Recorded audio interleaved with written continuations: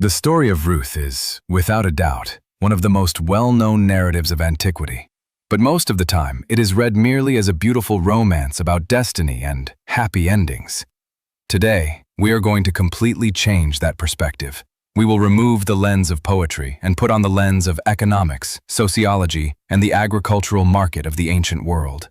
What you are about to understand is that the account of Ruth is, in fact, one of the most fascinating case studies on risk management, resilience, and loyalty in a scenario of absolute bankruptcy.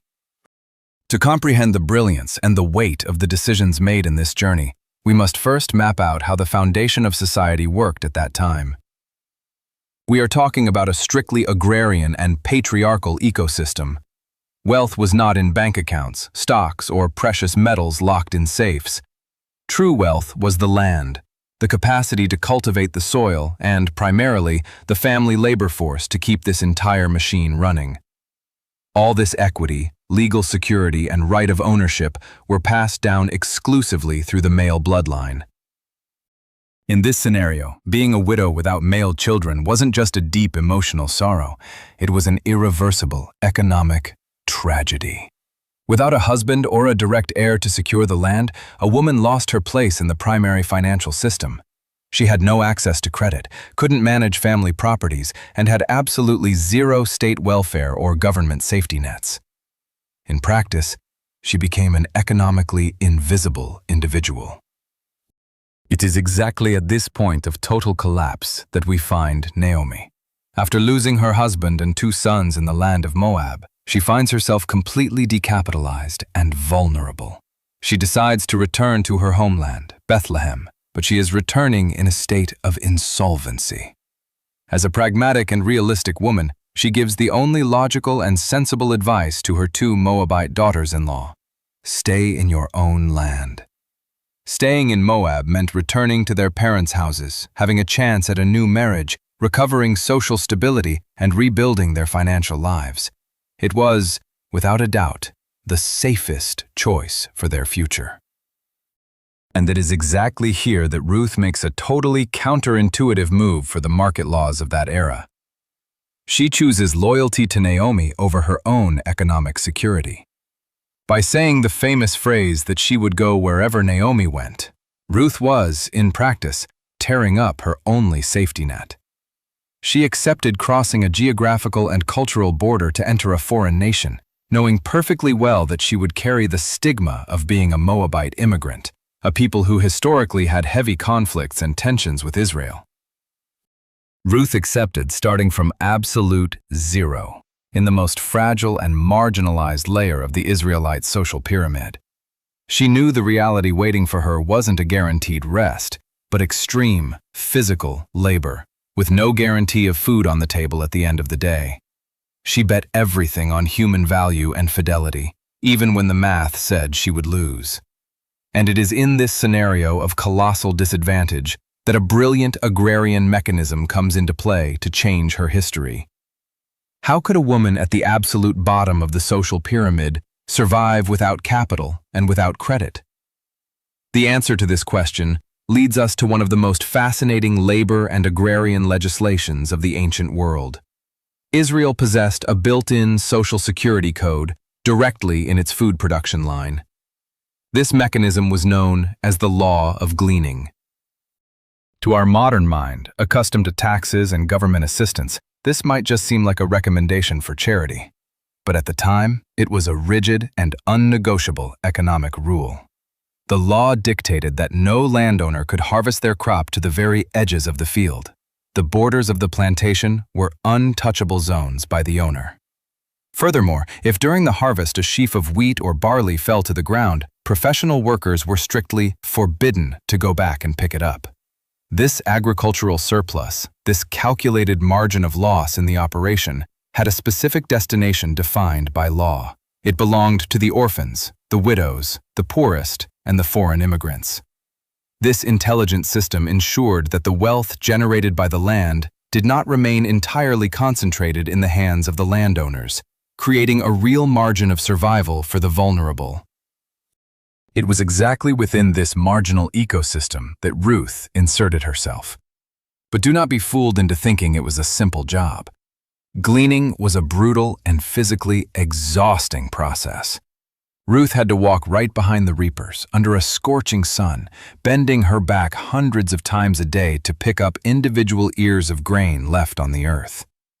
It was a desperate and methodical search for daily calories, a true physical marathon to ensure she and Naomi wouldn't starve to death. More than the extreme physical exhaustion, there was the evident social risk. Being a young, widowed foreign woman from Moab, Ruth was an easy target for abuse and aggression in the fields. She had no protection from a male family member, putting her in a position of tactical vulnerability. Working the gleaning required not just muscular strength, but immense psychological courage. To give you an idea of the effort applied, records show that by the end of her first day, Ruth managed to thresh about an ephah of barley. In modern measurements, that equals nearly 20 liters or a little over 10 kilos of purified grain. Achieving this entire volume just by picking up leftovers required a level of productivity, speed, and focus that caught the attention and impressed the very employees of the field. She didn't stop. She transformed what was just a protection law into a true logistical rescue operation for her mother-in-law. It is with this brutal survival mentality, focused on hacking the agrarian system to keep her family alive, that Providence places Ruth in the field belonging to Boaz. He wasn't a small producer. He was a man of great capital and influence in Bethlehem. The meeting between them in the middle of the barley is the collision of two gears, the corporate capital that respects social law and the loyal workforce seeking subsistence. And this would set the stage for the greatest legal risk of this entire story. Surviving by collecting barley leftovers was an extraordinary tactical victory, but it didn't solve Ruth and Naomi's structural problem. The harvest only lasted a few weeks. When the fields went empty, hunger would once again knock on the door of those two widows. They needed a definitive solution, a move that would pull them from the margins of the ecosystem and return them into the formal economy of Israel. The law stated that if an Israelite man died leaving his wife widowed and childless, the closest relative had to buy the deceased man's lands and marry the widow. The goal was to generate an heir for the man who died. But here is the detail that makes this operation a terrible deal for any common investor. The child born of this union would not carry the Redeemer's name, but the name of the deceased. Furthermore, the lands bought with the Redeemer's hard-earned money would be transferred to this child in the future. In market terms, the Redeemer spent his own capital, assumed the costs of a new family, and in the end, lost the asset to an heir who wouldn't even bear his name. It was a transaction of extremely high risk and zero equity return. Knowing that Boaz was one of these potential redeemers, Naomi devises a risky strategy. She instructs Ruth to wash, put on her best clothes, and go down to the barley threshing floor at night, exactly when the men were sleeping, to protect the newly harvested grain. When Ruth approaches the sleeping Boaz and uncovers his feet, many try to romanticize the scene. But from a legal standpoint, what she does is one of the boldest petitions in ancient history. When Boaz wakes up startled in the middle of the night and asks who is there, Ruth replies asking him to spread the corner of his garment over her. In the legal and cultural language of that time, spreading the cloak was not flirting, it was the formalization of a rescue request.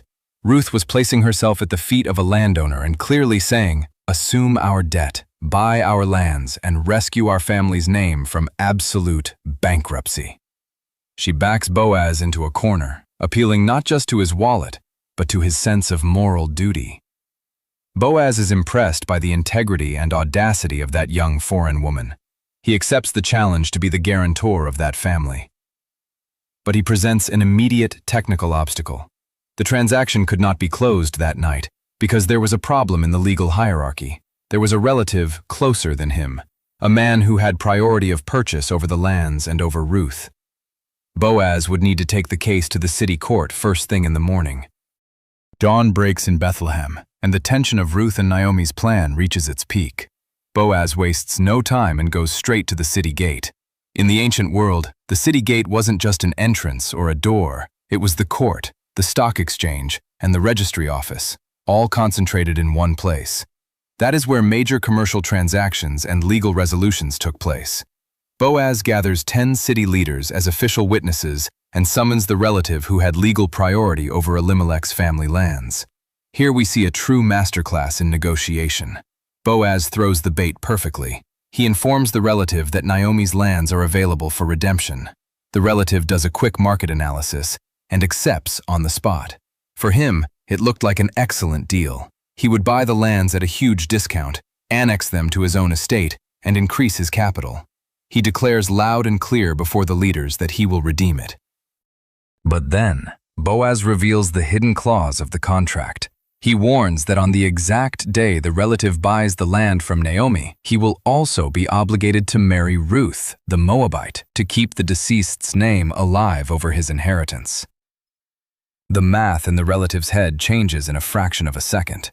If he had a son with Ruth, this boy would be legally considered the heir of the bankrupt family, not of the Redeemer, meaning this investor would spend his own money to buy the property, take on the daily costs of a new wife, and at the end of his life, lose the entire asset to an heir who wouldn't carry his name forward.